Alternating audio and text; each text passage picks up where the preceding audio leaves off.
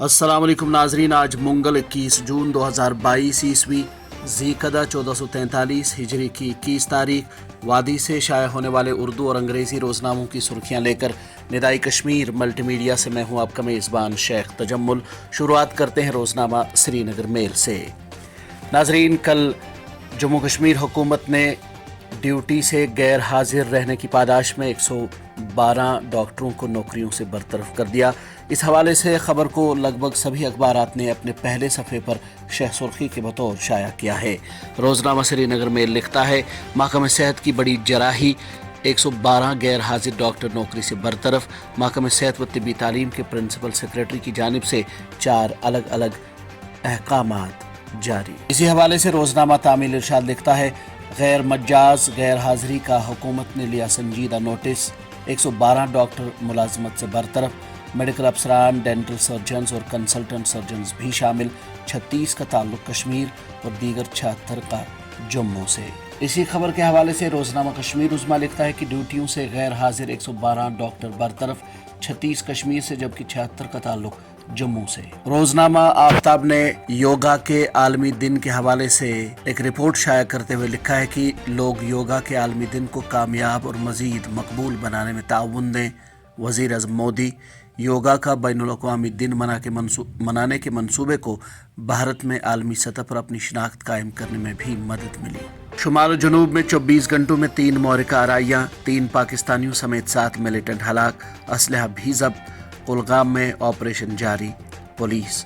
یہ سرخی ہے روزنامہ تعمیل ارشاد کی۔ P M dedicates 150 ITIs as tech hubs to nation at cost of rupees 4,763 crore. Double engine government of BJP constantly working towards ease of living, ease of doing business. یہ سرخی ہے روزنامہ گریٹر کشمیر کی۔ اسی اخبار کی ایک اور سرخی ہے، cyber safety is integral to national security, home minister Amit شاہ۔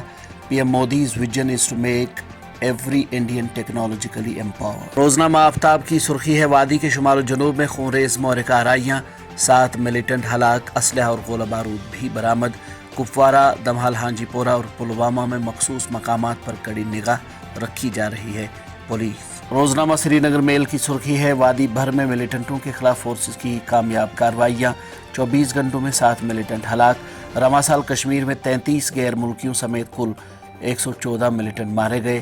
شہریوں کو نشانہ بنا کر امن کی کوششوں کو روک نہیں سکتے، IGP کشمیر۔ روزنامہ نگران کی ایک سرخی ہے، آنگن واڑی ملازمین کا سری نگر میں احتجاج، مانگوں کو فوری طور پر پورا کرنے کا کیا مطالبہ۔ سری نگر ٹائمز لکھتا ہے، رواں برس 68 جھڑپوں میں سے جنوبی کشمیر میں 43 محرکہ آرائیاں، گاندربل ملیٹنسی کے لحاظ سے سب سے زیادہ پرامن ضلع ثابت ہوا۔ اپنی پارٹی کا اوڑی میں عوامی جلسہ، سماج کو تقسیم کرنے والی سیاست کو خیر باد کہنا ہوگا، فرقہ وارانہ ہم آہنگی آگے بڑھنے کا واحد راستہ، الطاف بخاری۔